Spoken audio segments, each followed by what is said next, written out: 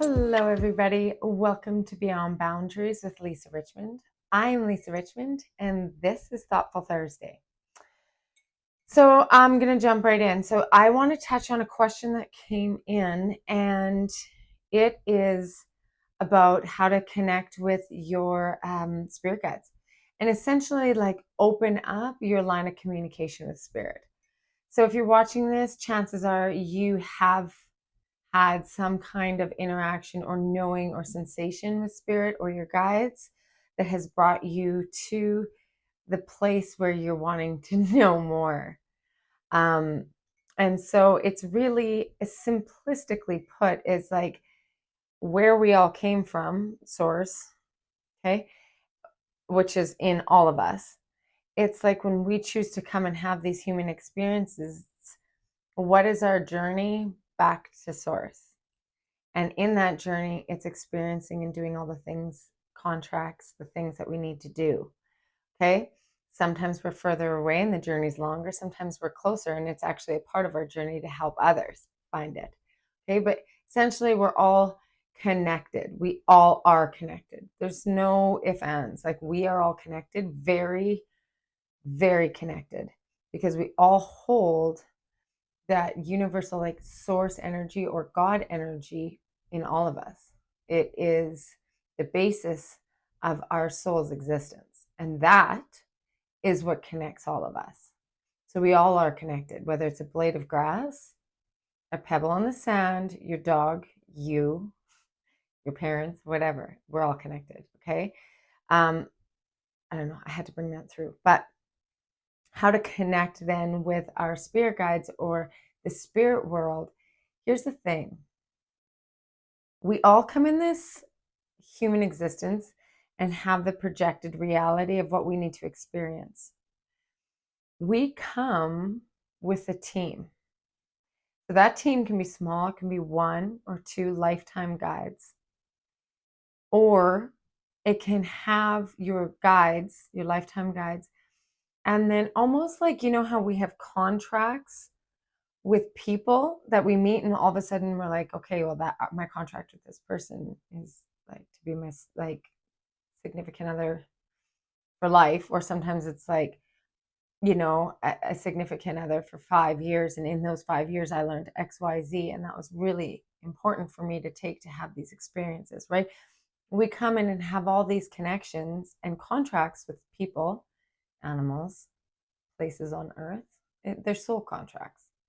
We also have soul contracts in the spirit world who we've contracted when we come in and choose this reality. Okay, we choose to experience this reality. We have contracts with spirit guides, sometimes for life, and sometimes they come in and out for certain times in our life. For brief or long periods of time that enable us to do what we need to do or get through what we need to get through or guide us. And sometimes we have like a guidance team that's kind of like working little hands offy, like making sure everything's good.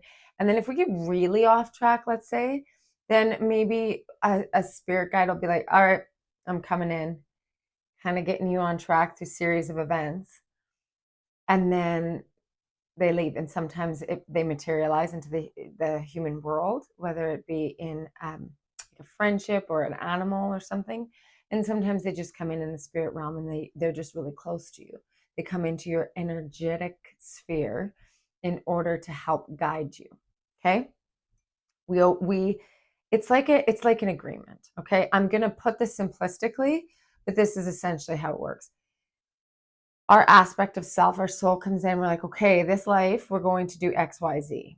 Okay. In order to do that, I need parents who are going to give me this or not give me this. I'm going to have siblings that help me experience this. I'm going to have people, places, situations that's going to help me learn this.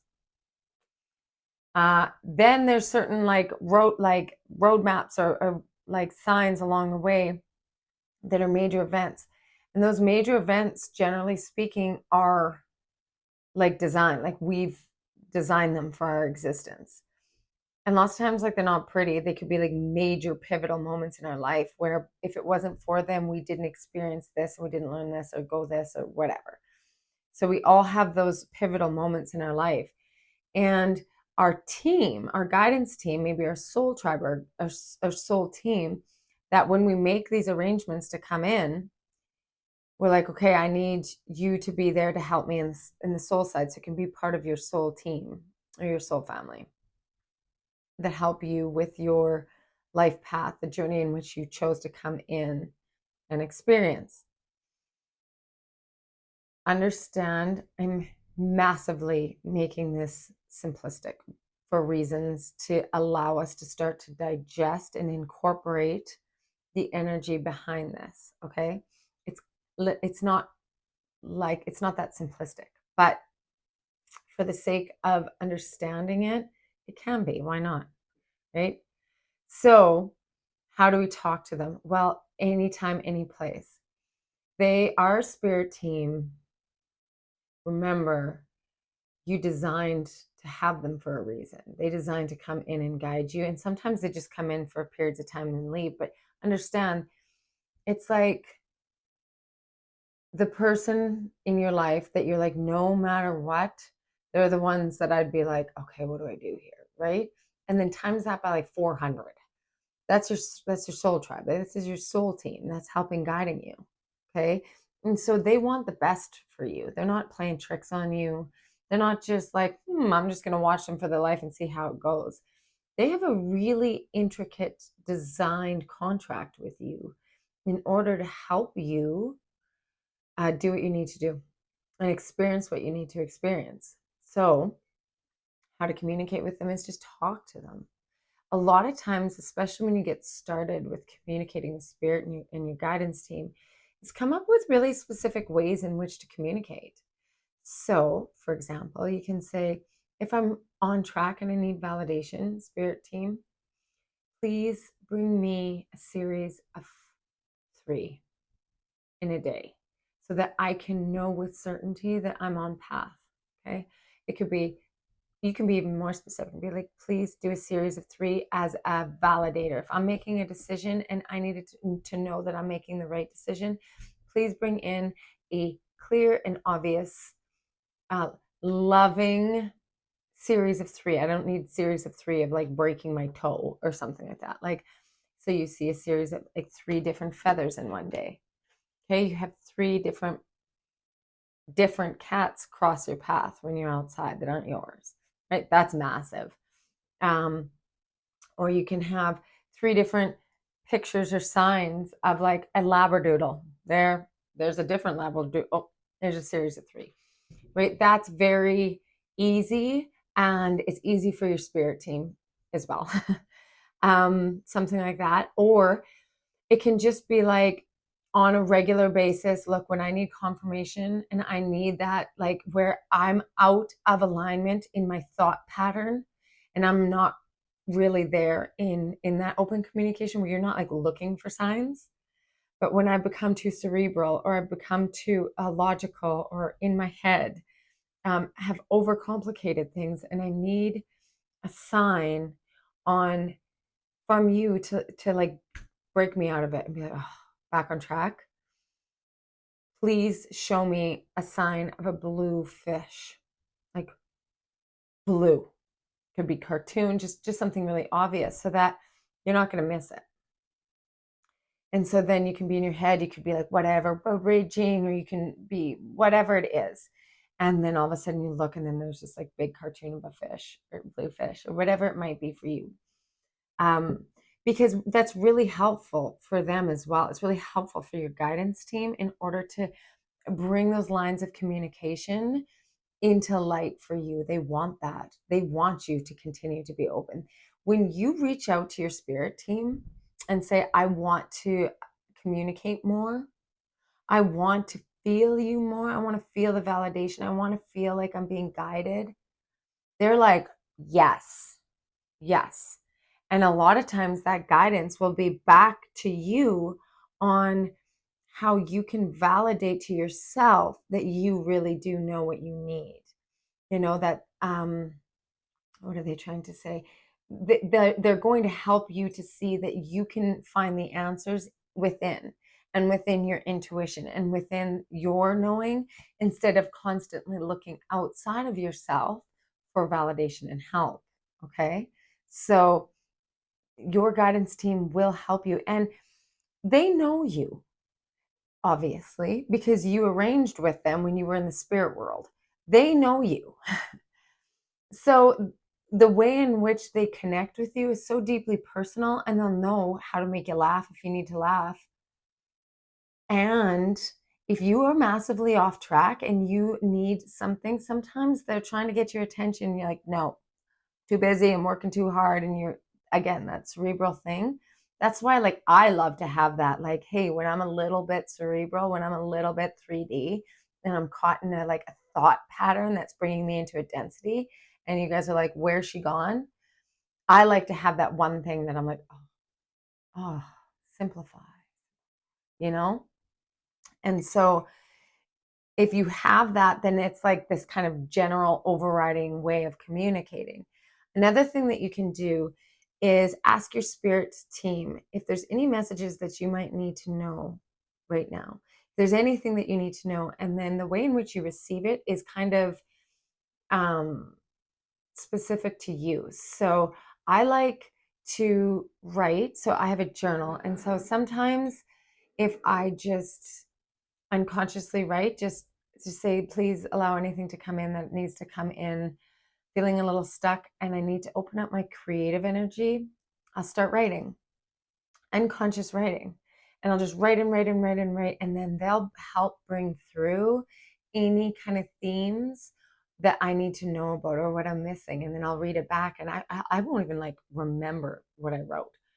And I'll look back and I'll be like, wow, that's crazy. Or I'll be guided to something that, because like one of my core parts of self that is in authentic alignment with my higher self is joy, is the sense of joy. So when I'm in the energy of joy, I'm able to receive continuously. So I don't have to like just sit in meditation to receive, which is great. That's how I balance.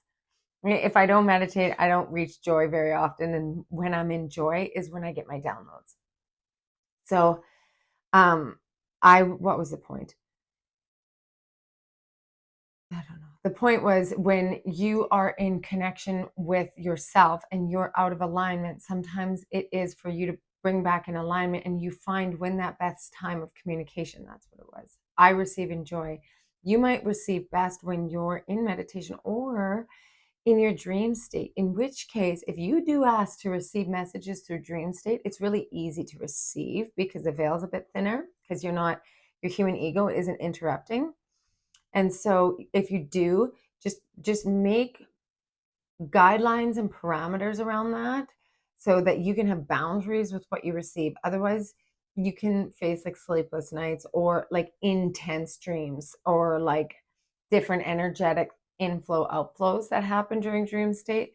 So if your thing is like, I want to receive during dream state, be specific. Be like, to my guides only and my guidance team only, I want to receive any messages that I need for my greatest good from and only from the highest consciousness, to the point where I can remember them and I will write them down.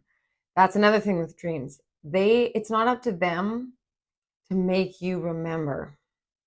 They deliver the message.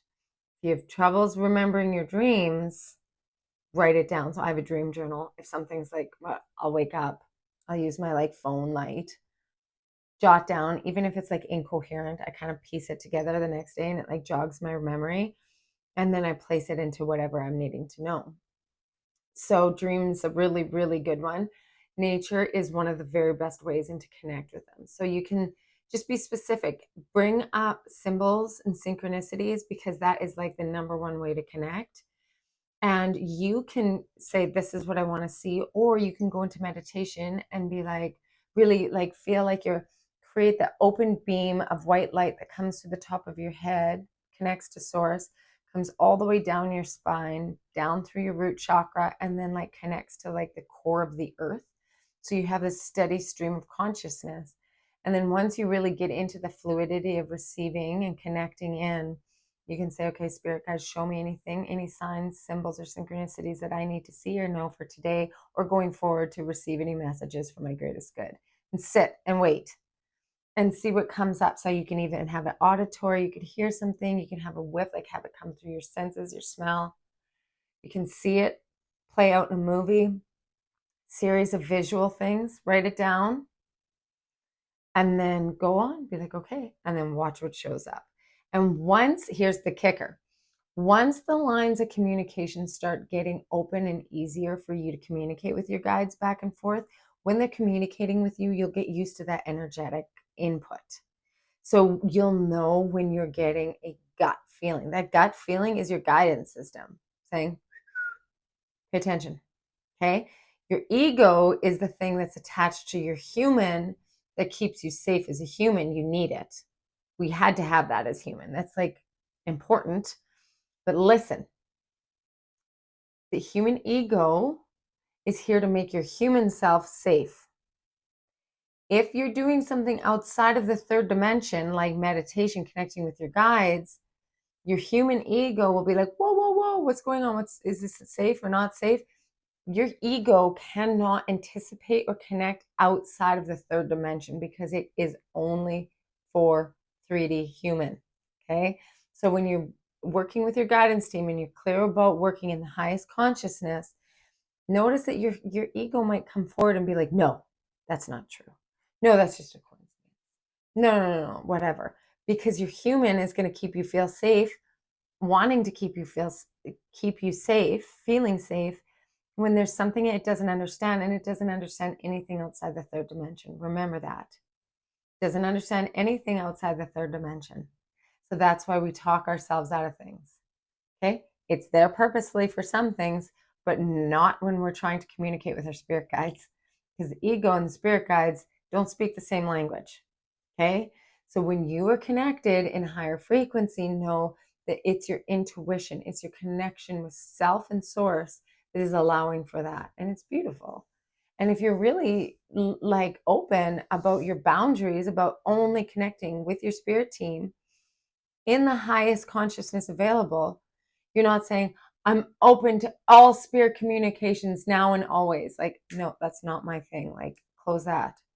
That's not, because you don't want to open to all forms of spirit communication, because that might cause you a bed of sleepless nights as well. So be aware of the channel that you open, know that it's specific to you. And then, yeah, writing, unconscious writing is a big thing. Signs and synchronicities, number one way to do it when you're starting off. Okay. And then as you grow and learn and get comfortable within that energy and that frequency, it grows a relationship of your very own.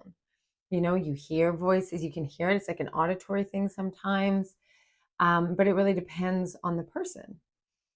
And they're giving me a message here. When you've reached a point where you're ready to receive kind of the next level of communication, then they will. But they're not going to go from like 0 to hero unless that's in your plan and like you need to in order to really direct your consciousness somewhere. They're going to prep you, right? Like I remember when I first started communicating with my guides, I didn't see them because I wasn't ready to see them, right? And so it goes.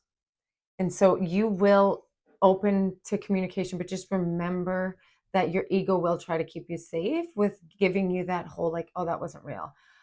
I feel like that was a message, but I don't know. And then you go back to your spirit team and say, I don't know if it was, give me another one. Give me another one, right? I mean, we all do it and they'll try again. But after a while, they'll be like, you need to trust your intuition, right? You don't want it to be so obvious where you get, boom, in your face, literally, right? You get hit in the face. They want to do it gently. But when we don't listen, because our ego comes in and is like, don't pay attention to that. Humanness, right? Obviously, it's going to be harder for them to communicate. So I hope that this is helpful. Please leave the comments below if you have any more questions regarding this. I hope I answered some questions. If you want to book a reading or an intuitive reading or mediumship reading, you can hit me up on Avalon Spirit. I'm under Journey Guides and Experiences. You just click on that, and then I'm on the bottom there. And then you can book with me. But yeah, like, subscribe, do all the things that help this channel out. I love relaying messages. I love giving that kind of intuitive talk. If you're enjoying my content, please share it. And tune in Saturdays for Spirit Saturday. I play the singing crystal bowls and Tibetan sound bowls, and I play music, and sound is therapy, physical, emotional, mental. I do a lot of therapeutic sound. So I do that, and you can just use it as meditation, play it to fall asleep, or in the background when you're working. It really helps to regulate your nervous system. Okay, so that's like a gift I want to give people to help heal their nervous system dysregulation, because everybody's in it right now. And on Tuesdays, I have Tarot Tuesdays, where I read tarot cards. I have intuitive guidance, and it's timeless. You can watch it whenever and receive the message that's for you. So thanks again for tuning in. It's absolutely my pleasure to be here, and my heart goes out to each and every one of you. Love you.